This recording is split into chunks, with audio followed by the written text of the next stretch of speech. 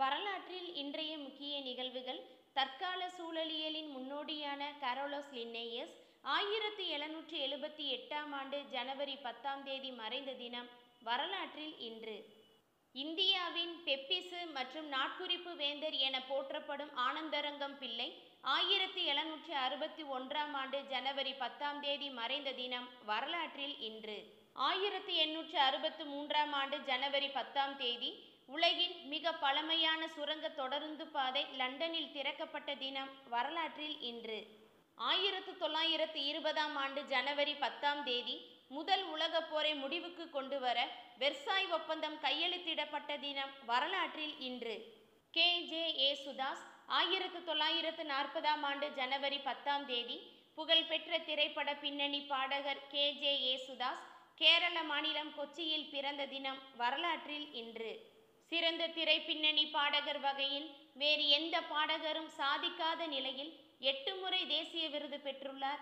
மாநில அளவில் கேரளம், தமிழ்நாடு, கர்நாடகம், ஆந்திர பிரதேசம் மற்றும் மேற்கு வங்க அரசுகளிடம் மொத்தம் 45 முறை சிறந்த திரை பாடகராக விருது பெற்றுள்ளார். டி.எம். காளியண்ணன் இந்திய அரசியல் நிர்ணய சபையின் உறுப்பினரும் சுதந்திர போராட்ட வீரரும் முதுபெரும் காங்கிரஸ் தலைவருமான டி.எம். காளியண்ணன் 1921 ஜனவரி 10 நாமக்கல் மாவட்டத்தில் பிறந்த தினம். வரலாற்றில் இன்று.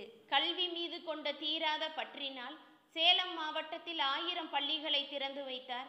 சேலம் மாவட்டத்தின் நூலக தலைவர் மற்றும் இந்தியன் வங்கி இயக்குனர் போன்ற பல பதவிகளை வகித்துள்ளார். 1956 ஜமீன்தார் ஒழிப்பு சட்டத்துக்கு முழு ஆதரவளித்து தனது நிலங்களை மக்களுக்கு தானமாக வழங்கினார். தொடர்ந்து கண்ணகி விழாவை 66 ஆண்டுகள் நடத்தி வந்த டி.எம். காளியண்ணன் 2021 மே மாதம் 28 மறைந்தார். குரு தயாள் சிங் பிரபல பஞ்சாப் இலக்கியவாதி குரு தயாள் சிங் 1933 ஜனவரி 10 பஞ்சாப் மாநிலத்தில் பாயினி ஃபதேக் என்ற கிராமத்தில் பிறந்த தினம். வரலாற்றில் இன்று. இவர் 1957 பாகன்வாலே என்ற சிறுகதையின் மூலம் இலக்கிய உலகில் அடியெடுத்து வைத்தார். இவர் சகிபூல், குட்டாதே ஆத்மி, பெகனா பிந்த் உள்ளிட்ட 12 சிறுகதை தொகுப்புகளை வெளியிட்டுள்ளார்.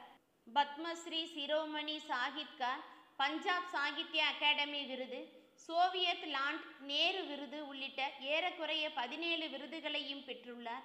ஞானபீட விருது பெற்ற இவர் 2016 மறைந்தார். 1946 ஜனவரி 10 ஐக்கிய நாடுகள் சபையின் முதலாவது பொதுச்சபை லண்டனில் கூடிய தினம். வரலாற்றில் இன்று.